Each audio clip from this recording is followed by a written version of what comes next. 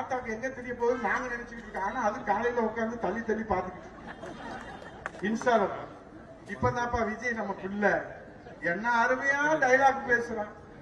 Vijay பேசினாதான்ப்பா reach, நீ பேசினா ஸ்பீச்சுங்க என்ன அந்த அளவுக்கு ரீல்ஸ்ல அது போயிடுச்சு. அதை தெரிஞ்சுக்கிட்ட விஜய் அவர்கள் இன்றைக்கு ஏமாற்றுவதிலே, மக்களை மூளை செலவி செய்வதிலே, மக்களை மோசடி செய்வதிலே, தேர்தல் வாக்குறுதி கொடுத்து மோசடி செய்திருக்கிறார் விஜய் என்பதை இந்த கண்டன ஆர்ப்பாட்டத்திலிருந்து பகிரங்கமாக குற்றம் சாட்டுகிறேன். இந்த சாமானிய தொண்டன் உதயகுமார் அங்க ரூட் மாபியான ஜெகதீஷ் பழனிசாமின்னு ஒரு இருக்கான், விஜய் ஃப்ரெண்டு மேனேஜர். அவன் தான் இப்ப அரசியல் ஆலோசகர்.